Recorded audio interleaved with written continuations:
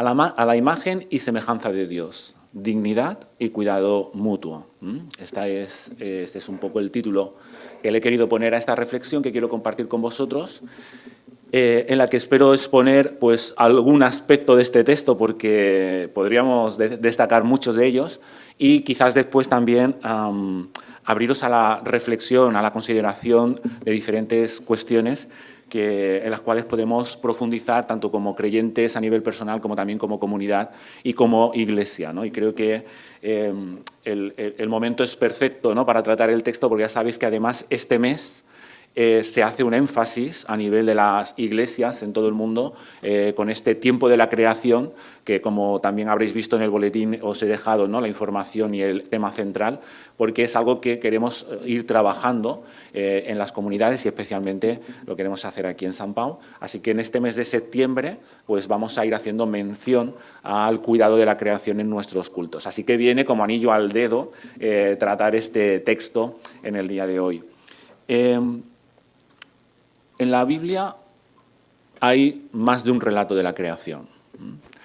Muchas veces entendemos que este relato que hemos leído, ¿no?, es el que todo el mundo tiene en su cabeza cuando hablamos de la creación, pero en la Biblia realmente existen varios relatos de la creación.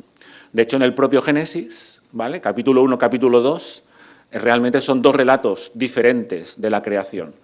Si estamos atentos al lenguaje que se utiliza, a los conceptos que se ponen en un relato y en el otro, nos daremos cuenta que no hay exactamente una unidad de narración. Ya llegaremos a la conclusión de que hay dos relatos que quizás se complementan, que cogen aspectos diferentes, incluso cuando se nombra a Dios se hace de manera diferente en un relato que en el otro. Por lo tanto, ya sin salir del Génesis, sin salir de hecho de los primeros capítulos, ya encontramos dos de esos relatos.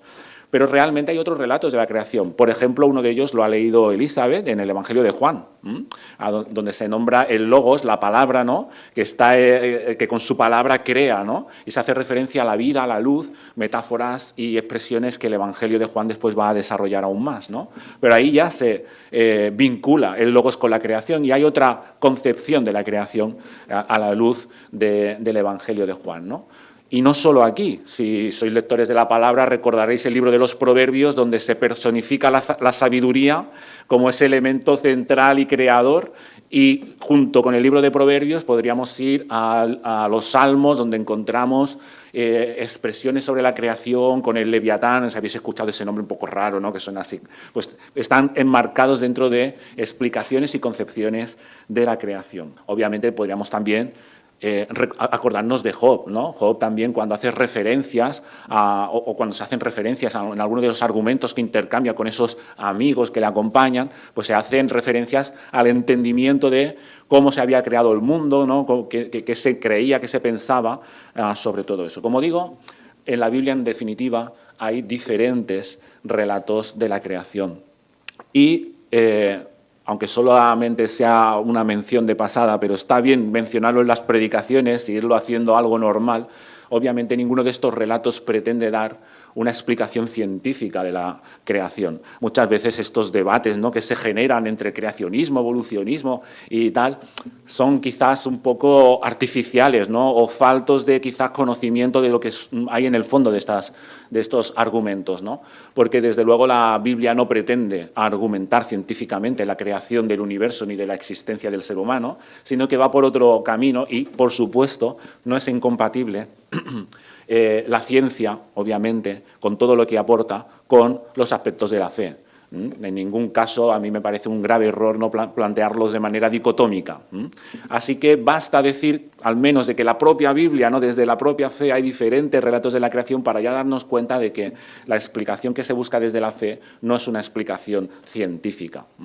Valga al menos la mención de la cuestión, ¿no?, que a veces merece la pena ser dicha desde los púlpitos, y al final, pues realmente, donde deberíamos de ir es a preguntarnos o intentar entender cuál es, ¿no?, esa revelación, esa expresión de fe que destilan estos textos y que tienen que ver con quién nos creó, tiene que ver con nuestra fe en Dios, en definitiva, y para qué fuimos creados, cómo nos entendemos como seres humanos a la luz de nuestra fe.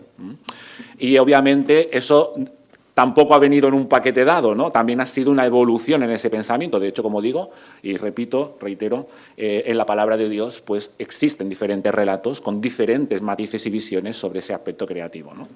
Por lo tanto, eso es una realidad que tenemos que asumir y al final, pues creo que me parece fundamental y muy interesante enmarcar la reflexión de lo que vamos a hacer en esta mañana en base a esto, ¿verdad? Desde este punto de vista.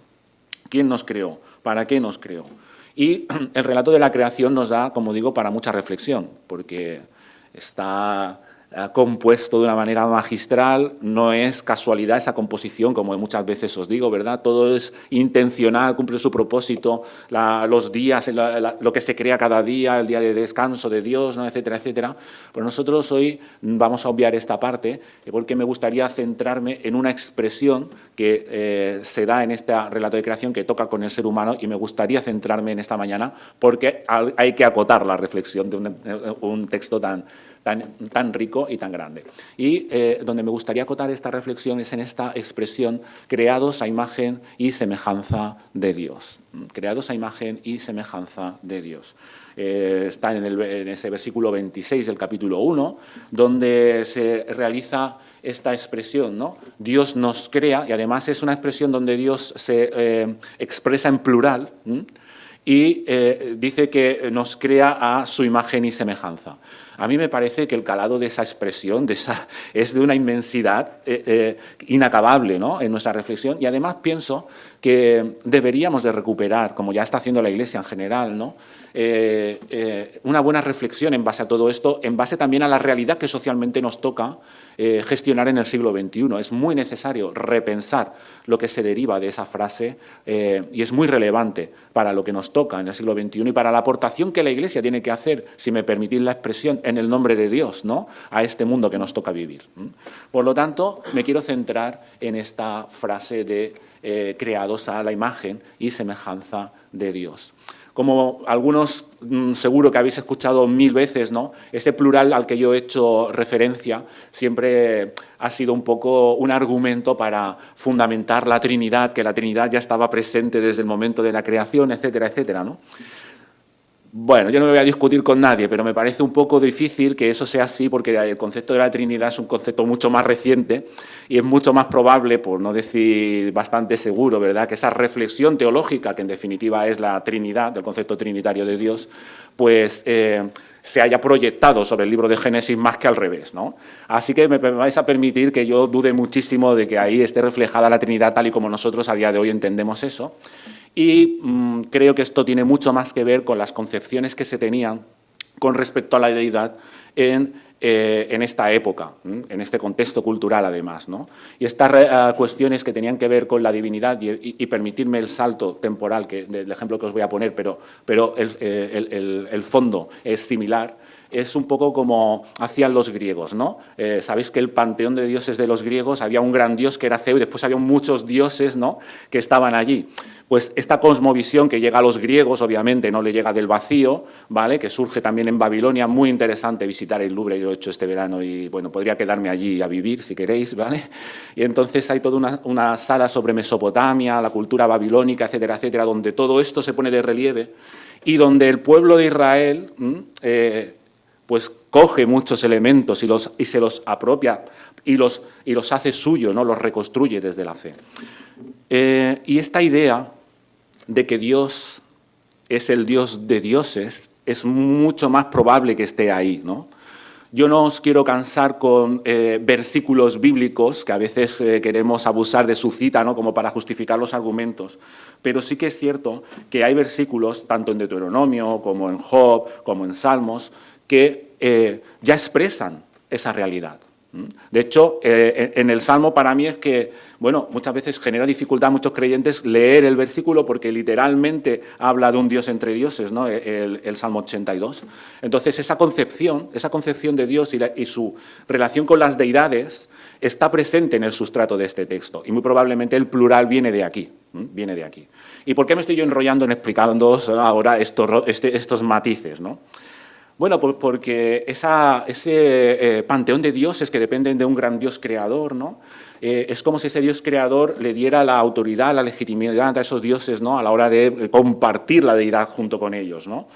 Y realmente, os pongo otro ejemplo para evidenciar. ¿Os acordáis de las monedas estas del franquismo? Franco, por la gracia de Dios.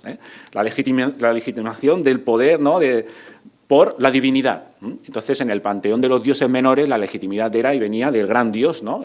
La legitimidad de los diosesitos pequeños venía del gran Zeus, por decirlo en el panteón griego, ¿no? Se extrapola al romano y tantas otras cosas. Bien, ¿y por qué os decía, os explico esto? Porque en ese sustrato que os estoy diciendo, que está presente en este texto, en este plural, no tanto el trinitario, lo verdaderamente mayúsculo es que Dios hace referencia a los seres humanos, no a otros dioses, sino a los seres humanos, y les dice que están hechos a su imagen y semejanza. Es como si se produjese una deificación de los seres humanos, ¿vale? Como si se nos estuviera poniendo en esa relación. De hecho, yo estoy convencido que eso es lo que está en el texto, ¿eh? Y de ahí surge, desde mi punto de vista, que os comparto con toda la humildad y con todas las discrepancias si queréis, pero yo os comparto esta reflexión, surge el concepto de dignidad humana, de valor del ser humano. Porque muchas veces decimos, ¿no?, que el ser humano es digno y muchas veces los creyentes, los cristianos reclamamos y luchamos por la dignidad. ¿Pero de dónde viene esa dignidad? Bueno, viene de muchas cosas, ¿vale? Viene de muchas reflexiones.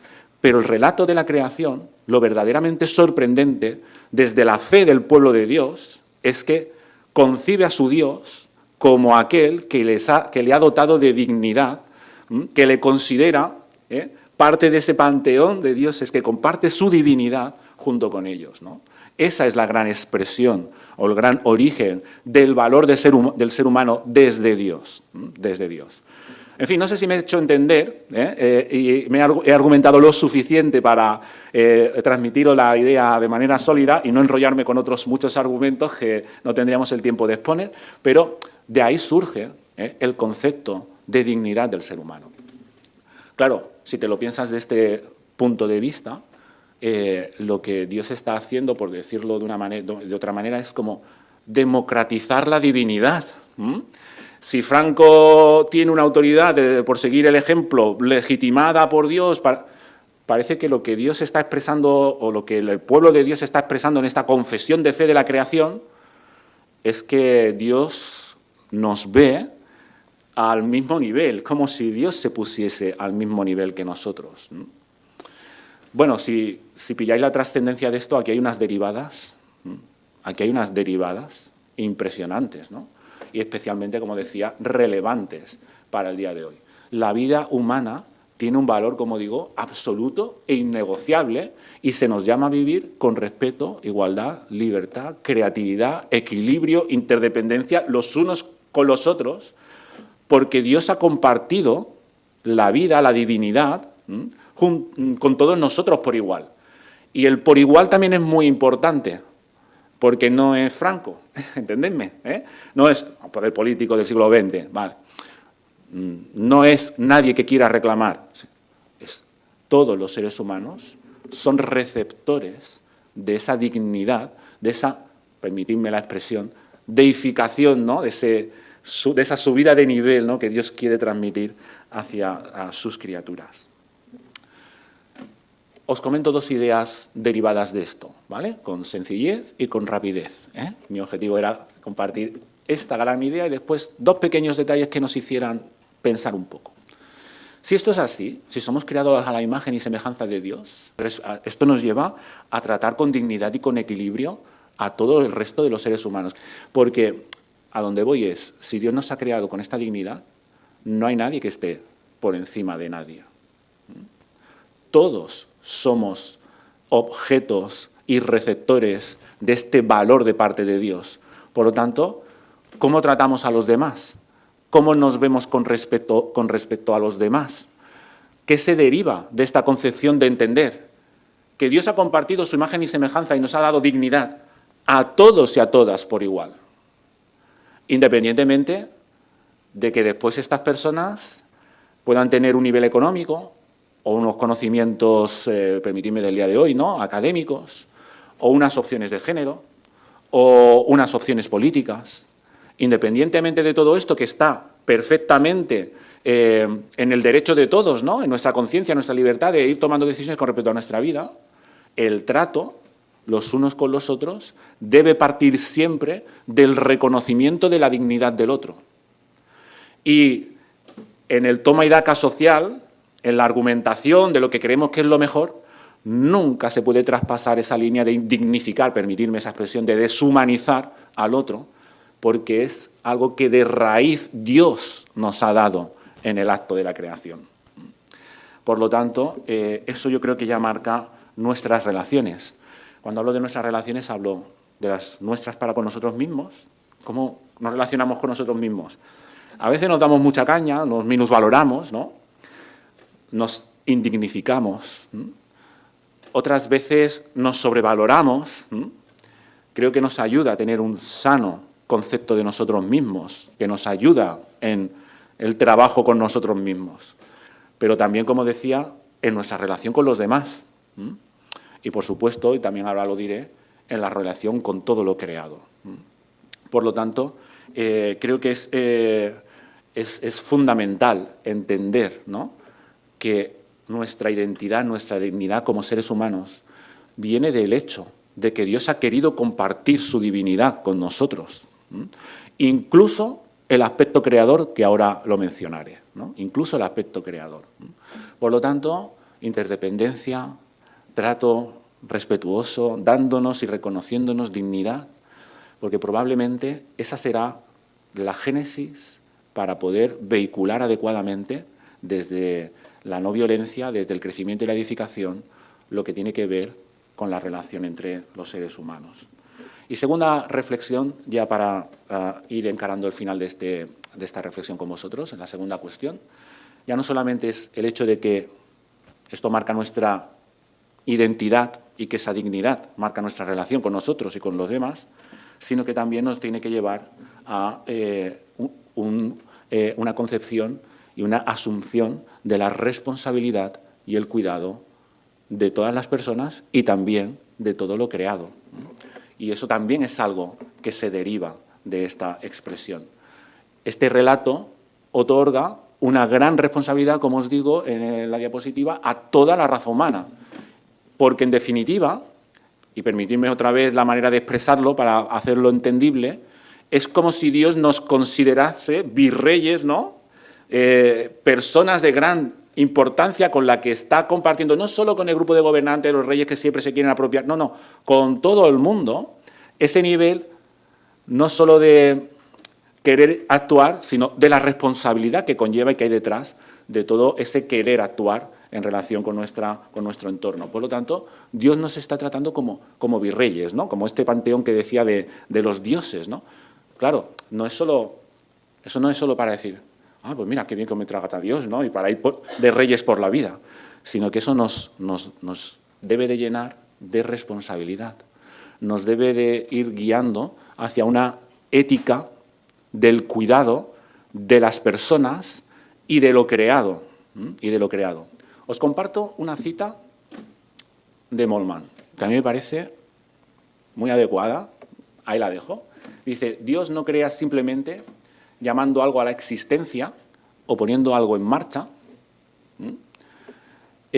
sino que en un sentido más profundo, Él crea dejando ser, haciendo espacio y retirándose. Pero si te lo piensas un momento, Dios nos da el regalo, ¿no?, nos dignifica, ¿no?, nos pone como virreyes, entendedme las expresiones, y ahora, ¿qué vamos a hacer con eso? Os diré lo que hemos hecho hasta ahora como humanidad, ¿vale?, sin querer entrar aquí en un juicio de la humanidad, que todo tiene sus cosas, ¿vale?, pero entendedme, hemos tenido una actitud extractiva de la creación, una visión extractiva de la creación, abusiva de la creación, egoísta, donde no hemos respetado ni hemos considerado la dignidad de todo eso creado, y hemos sido quizá unos virreyes, ¿no?, como antiguamente hacíamos hacia la humanidad, pues cuando se conquistaba un pueblo, ¿no?, arrasando para el beneficio propio.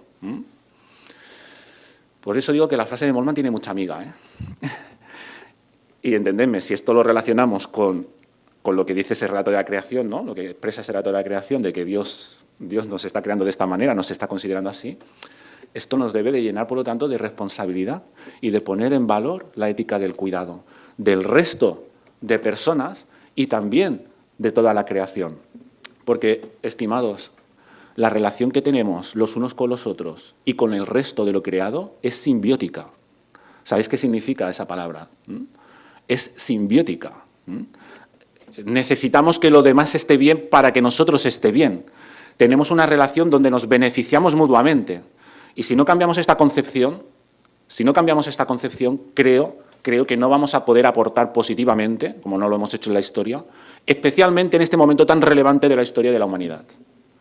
Así que permitidme que yo en esta mañana, de una manera sencilla, en una pequeña comunidad, os llame a asumir, ayer lo hablábamos, ¿verdad?, en nuestra jornada de reflexión, os llame a asumir esta ética del cuidado mutuo de las personas, de todas las personas, sin importar los matices, porque todas somos igualmente dignas delante de Dios, y de todo lo creado.